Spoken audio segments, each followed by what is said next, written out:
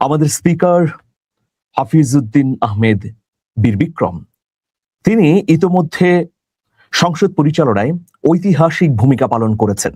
কোন কোন বিশ্লেষক তো এটা বলে থাকেন যে গত ৫৫ বছরে মুক্তিযুদ্ধের পরে সবচেয়ে ভিন্ন মাত্রিক ভূমিকায় অবতীর্ণ হওয়া স্পিকার হলেন অবসরপ্রাপ্ত মেজর হাফিজউদ্দিন আহমেদ বীর বিক্রম। তিনি একদিকে যেমন মুক্তিযোদ্ধা, অন্যদিকে একজন পুরনো পোর খাওয়া রাজনীতিক।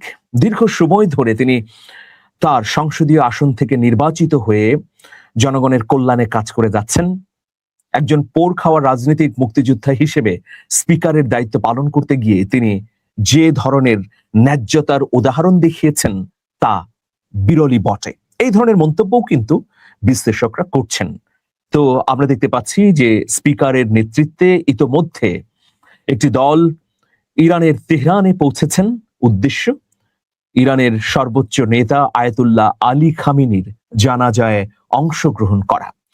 আমরা কিন্তু অনেকেই বাংলাদেশের সাম্প্রতিক এই পরিস্থিতিতে একটা কথা বলি যে বাংলাদেশ এখন মার্কিনমুখী হয়ে গেছে, কিন্তু দুটো কারণে সেই জায়গায় বাংলাদেশ উল্টো প্রতিক্রিয়া দেখিয়েছে। যদি সত্যি আমরা পুরোপুরি মার্কিনমুখী হতাম, মার্কিন যুক্তরাষ্ট্রের একচ্ছত্র পদলেহনকারী হতাম, তাহলে এই দুটো কাজ করতে পারতাম না। আমি যে যুক্তি দিচ্ছি এই যুক্তিগুলো বিবেচনা করবেন আপনারা। প্রথম হচ্ছে, চীনের সঙ্গে সম্পর্কের এত গভীরতা তৈরি করা সম্ভব হতো না যদি আমরা অনুপুঙ্খভাবে মার্কিন যুক্তরাষ্ট্রের নীতিকে অনুসরণ করতাম বা তাদের পদলেহন ছাড়া অন্য কোনো কাজ না করতে পারতাম, ঠিক যেমনটি ১৭ বছরে আওয়ামী লীগ ভারতের পদলেহন করেছে। তো সুতরাং বাংলাদেশের এই সময়ে মার্কিন যুক্তরাষ্ট্রের সঙ্গে যতটুকু সম্পর্ক আছে সেই সম্পর্ক নিয়ে বিতর্ক তৈরি হতে পারে, কিন্তু একেবারেই আমরা মার্কিন যুক্তরাষ্ট্রের সঙ্গে দাসখত দিয়েছি এটা বলা যাবে না। একটা ঘটনা হচ্ছে, চীনের সঙ্গে সাম্প্রতিক আমাদের বাণিজ্যিক বিস্তৃতি, সামরিক উদ্যোগ, এতে মার্কিন যুক্তরাষ্ট্র ক্ষুব্ধ হলো না খুশি হলো তার দিকে আমরা তাকাইনি। দ্বিতীয় বিষয় হচ্ছে, সরাসরি মার্কিন যুক্তরাষ্ট্রের প্রতিপক্ষ ইরানের সঙ্গে আমাদের সম্পর্ক অব্যাহত রাখা, যার ফলশ্রুতিতে আমরা দেখতে পাচ্ছি যে আমাদের স্পিকারের নেতৃত্বে একটি প্রতিনিধি দল ইমাম খামেনির জানাজায় উপস্থিত হবার জন্য তেহরানে গেছেন। এটা দুই দেশের বন্ধুত্বের জন্য একটা চমৎকার নজির হয়ে থাকবে প্রিয় দর্শক। তো দেখুন, ভারতকেও আমন্ত্রণ জানানো হয়েছিল, বিশেষ করে ভারতের প্রধানমন্ত্রী নরেন্দ্র মোদীকে আমন্ত্রণ জানানো হয়েছিল ইমাম খামেনির জানাজায় অংশ নিতে। ইতিমধ্যে ভারত এবং ইরানের সম্পর্ক ভয়াবহ তলানিতে গিয়ে ঠেকেছে, কারণ নরেন্দ্র মোদীর অতিরিক্ত নেতানিয়াহু প্রীতি। সেটা নিয়ে সোনিয়া গান্ধী চমৎকার একটা প্রবন্ধ লিখেছেন, বলেছেন যে কেবলমাত্র মোদীর ব্যক্তিগত সম্পর্কের কারণে মধ্যপ্রাচ্য থেকে দিল্লি ছিটকে পড়েছে। তো যাই হোক প্রিয় দর্শক, আমরা দেখতে পাচ্ছি যে নরেন্দ্র মোদী তিনি যাচ্ছেন না, তিনি যাননি, বরং তার একটা প্রতিনিধিকে তিনি পাঠিয়েছেন। তো যাই হোক, স্পিকারের নেতৃত্বে আমাদের যে প্রতিনিধি দল ইরানে উপস্থিত হয়েছেন, তো সেই প্রতিনিধি দলে কারা কারা আছেন চলুন আমরা দেখে নেই। বৃহস্পতিবার সকাল 7:30টায় ঢাকার হজরত আন্তর্জাতিক বিমানবন্দর থেকে ইরানের উদ্দেশ্যে যাত্রা করে ইতিমধ্যে তারা পৌঁছে গেছেন। বিরোধী দলের সংসদ সদস্যরা হলেন রাজশাহী 1 আসনের সংসদ সদস্য এবং জামাতের নায়েবে আমির অধ্যাপক মুজিবুর রহমান, চাঁপাই নবাবগঞ্জ 1 আসনের সংসদ সদস্য ডক্টর কেরামত আলী, রংপুরের পীরগঞ্জ আসনের সংসদ সদস্য অধ্যাপক নুরুল আমিন এবং মাদারীপুর 1 আসনের বাংলাদেশ খেলাফত মজলিসের সংসদ সদস্য পীরজাদা হানজালা। জানা যায় অংশগ্রহণ শেষে আগামী 4 জুলাই স্পিকার ও সফর সঙ্গীদের দেশে ফেরার কথা রয়েছে। আপনারা জানেন যে 1979 সালের ইসলামী বিপ্লব পরবর্তী ইরানের রাষ্ট্র ব্যবস্থা গঠনে আয়াতুল্লাহ আলী খামেনি খুব গুরুত্বপূর্ণ ভূমিকা পালন করেছিলেন। 1980 সালে অল্প সময়ের জন্য প্রতিরক্ষা মন্ত্রীর দায়িত্ব পালন করেন। পরে ইরান ইরাক যুদ্ধ শুরুর পর ইসলামী বিপ্লবী বাহিনীর তত্ত্বাবধায়ক হিসেবে দায়িত্ব পালন করেন এবং পরে ইরানের প্রেসিডেন্টও নির্বাচিত হন তিনি।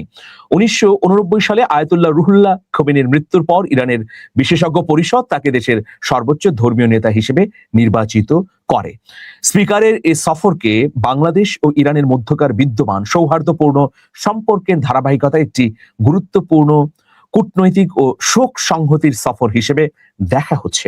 প্রিয় দর্শক, আমরা কদিন আগে দেখতে পেলাম যে মার্কিন যুক্তরাষ্ট্রের প্রেসিডেন্ট ডোনাল্ড ট্রাম্প তিনি বর্তমান সর্বোচ্চ নেতা মুজতবা খামেনির সঙ্গে চা খাবার আগ্রহ প্রকাশ করেছেন, এক টেবিলে বসে আলোচনার আগ্রহ প্রকাশ করেছেন। কিন্তু ইরানের স্পিকার বাকের গালিভাভ সরাসরি নাকচ করে দিয়েছেন। তিনি বলেছেন যে কখনোই এটি সম্ভব নয় যে আমাদের সর্বোচ্চ নেতা ডোনাল্ড ট্রাম্পের সঙ্গে বৈঠকে বসবেন। তার মানে বুঝতেই পারছেন যে পরিস্থিতি কি।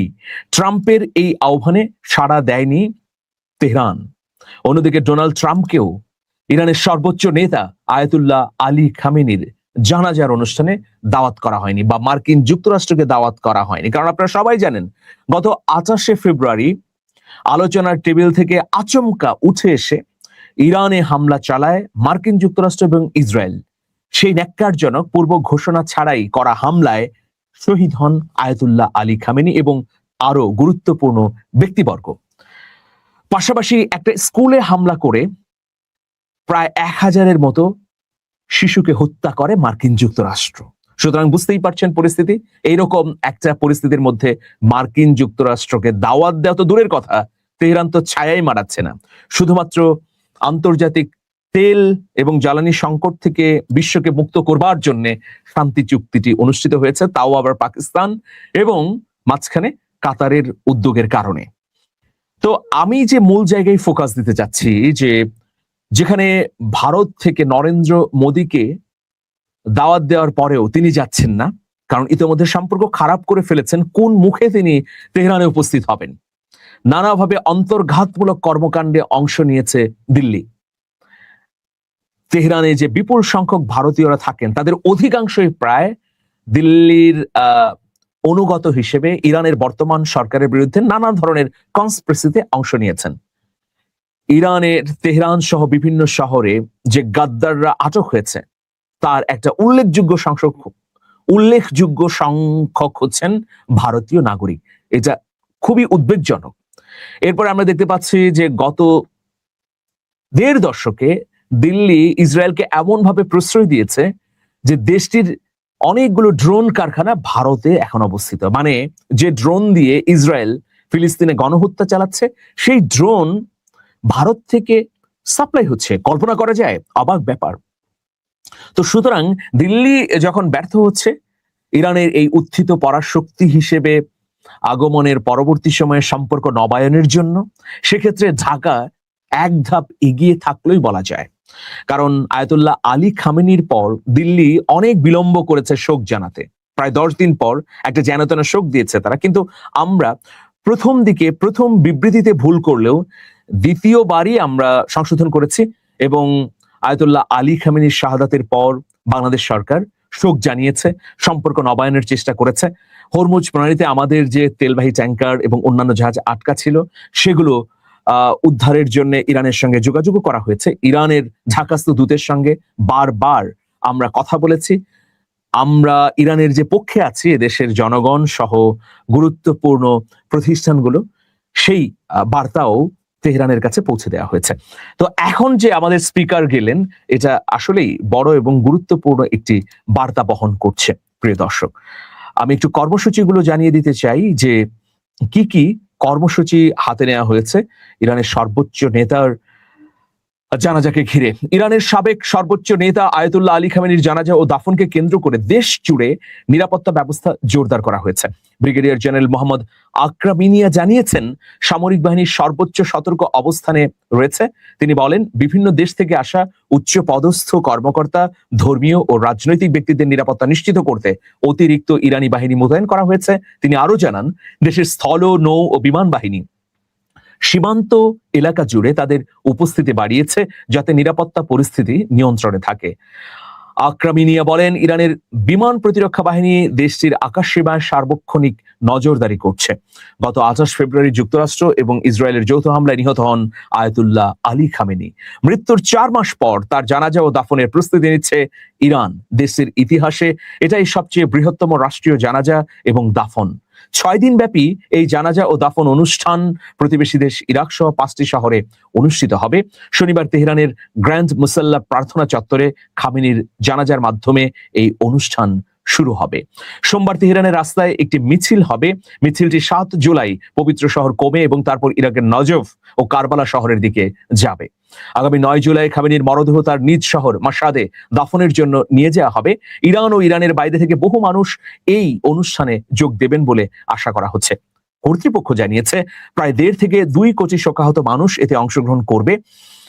বাংলাদেশ, রাশিয়া, চীন, পাকিস্তান, ভারত, জর্জিয়া ও কিউবা সহ 30টিরও বেশি দেশের ঊর্ধ্বতন কর্মকর্তা এবং প্রতিনিধিরা এতে যোগ দেবেন বলে আশা করা যাচ্ছে।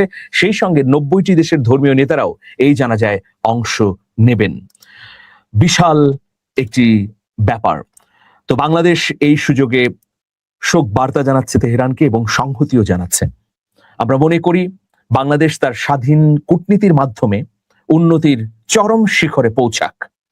বাংলাদেশ কারো কাছে দাসত্ব দেয়া নয়, স্বাধীন সার্বভৌমত্বপূর্ণ একটি রাষ্ট্র, সুতরাং তার কূটনীতিও হবে স্বাধীন। আমরা যেমন মার্কিন যুক্তরাষ্ট্রের সঙ্গে সম্পর্ক করব আমাদের প্রয়োজনে, একইভাবে মার্কিন যুক্তরাষ্ট্রের প্রতিপক্ষ চীনের সঙ্গেও আমাদের চমৎকার সম্পর্ক এগিয়ে যাবে